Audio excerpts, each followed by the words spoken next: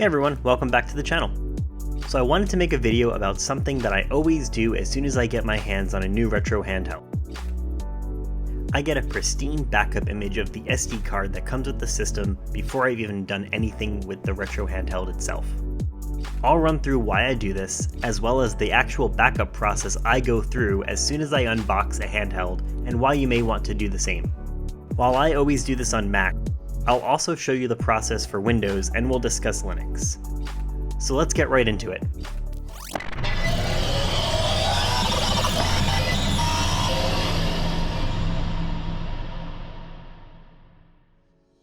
As soon as I unbox a retro handheld, the first thing I do, as I'm sure most people would do, is turn it on. Most of the time it's preloaded with tons of games. Your first inclination may be to boot up one of those games, but this is where I would say stop. Turn off that handheld, it isn't time to game yet. The content that comes on these retro handheld memory cards can range from a handful of games to tens of thousands of games, and even if they may end up being weird ROM hacks, different languages, I find that this is the moment to preserve that data. So here's a quick rundown of what you'll need before we start the process.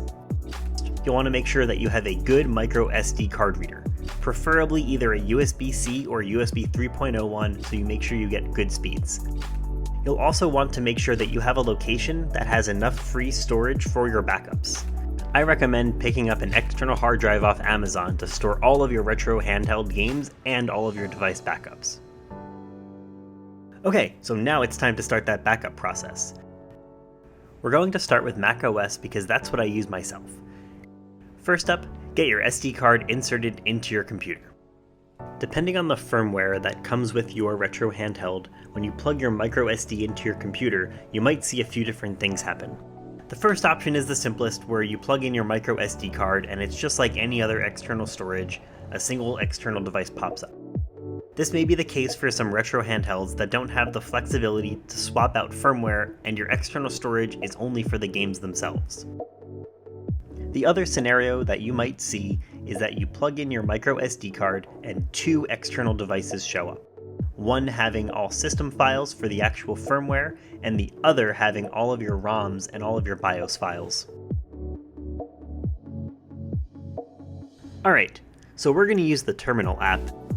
You can open Terminal either by hitting Command Space to open up Spotlight and typing in Terminal and then hitting Enter, or you can go into Finder, Applications, the Utilities folder, and then open up Terminal from there. With Terminal open, the first thing we're going to do is install the Xcode command line tools. This can be done by typing xcode-select-install into your terminal and hitting Enter. If for some reason this doesn't work, you can download and install Xcode from the App Store on your Mac. After you install it, open it up, and it may ask you to install the command line tools from there. Okay, the next thing we're going to do is head over to brew.sh. Just hit that clipboard emoji and paste it into your terminal. Hit Enter and let it run.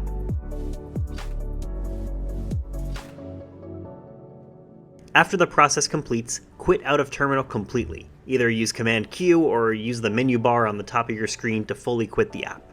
Open Terminal back up and let's verify that Homebrew installed successfully. Run brew-version and you should get a few lines back in your terminal that show the version of Homebrew that you're running. Next, we're going to install a package called Pipe Viewer. It's going to allow us to view the progress of the SD card backup. We can install it simply by running brew install pv. You will get a bunch of output on your screen, and at the end, when it's all complete, you can run which pv, or you can run pv-version. Your output should look similar to mine. Alright, perfect. Now that we've installed all of our dependencies, we can go over to the actual backup process.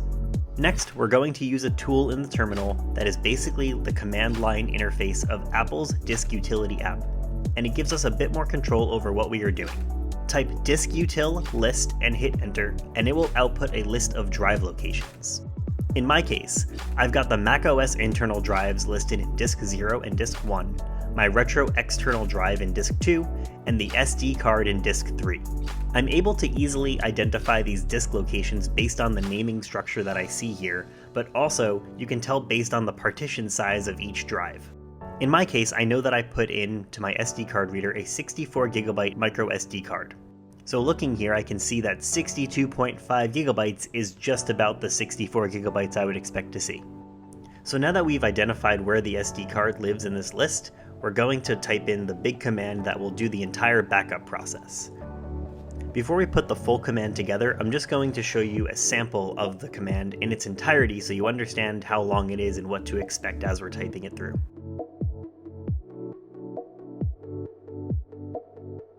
Alright, so in your terminal, type sudo dd if equals, and then type in /dev/disk, and then the number that your SD card is located at.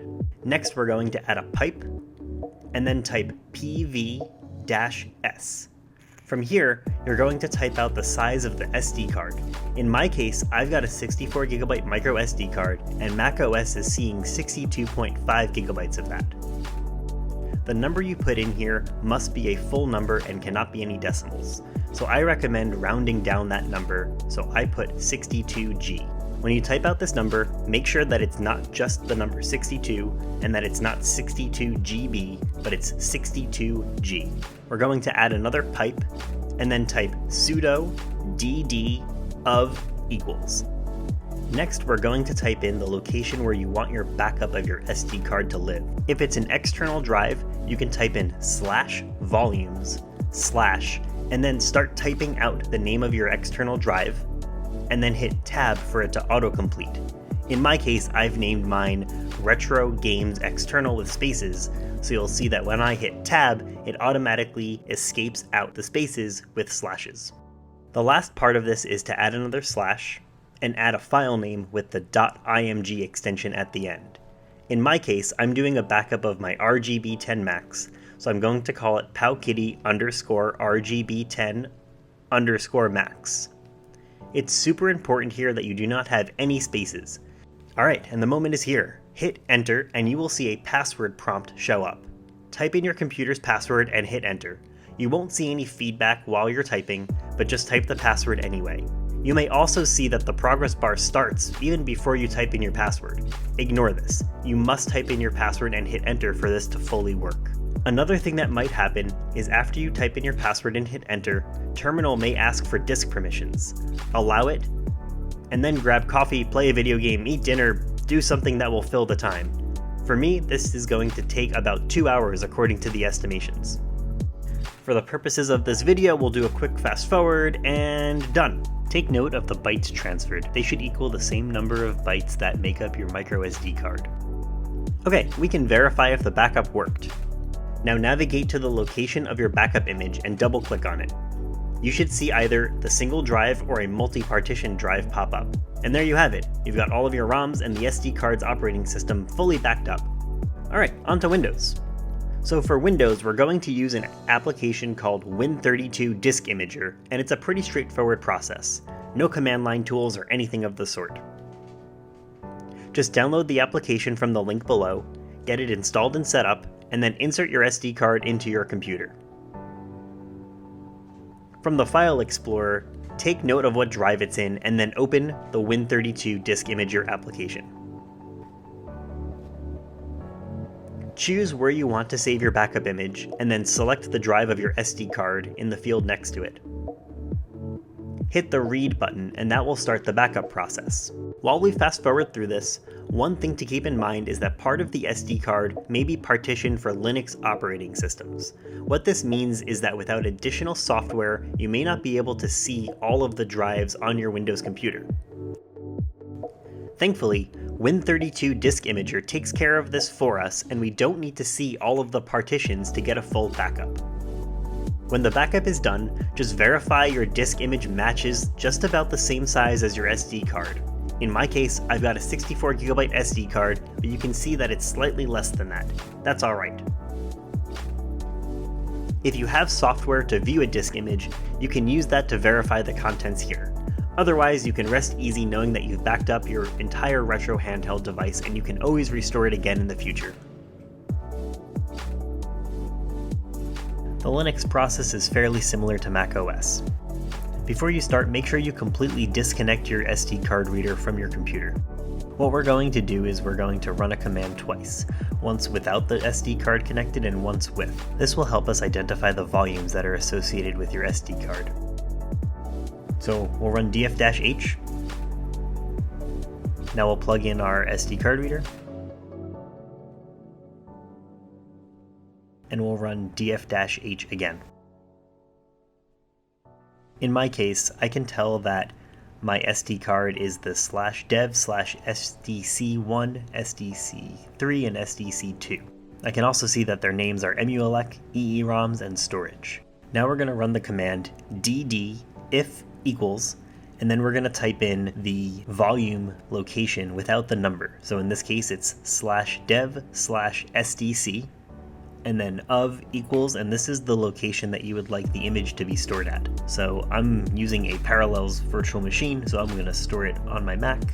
I'm going to put it in my downloads folder, in a folder called backup, and I'm going to call it retrohandheld.img. Make sure you add the .img to the end. Hit enter, and enter in your password. There is no way to monitor the status like we did for macOS. So instead, I just open up my downloads backup folder that I created and check it every once in a while just to see the status of how far along it is. We know that my micro SD card is 64 gigabytes, so we can tell how far along it is. I didn't let this process go through all the way because I was actually running out of storage space on my computer, but you can see that once I quit out of it, it has this status message of how far along it got. And there you have it, backing up an SD card from your retro handheld. Now it's time to game on and not worry about messing up settings or just reformatting the whole card to install another firmware and not have to lose any of your games. If you found this helpful or informative, subscribe, like, leave a comment, etc. So what are you waiting for? Pop that memory card back into your handheld and get on gaming. Catch you all next time.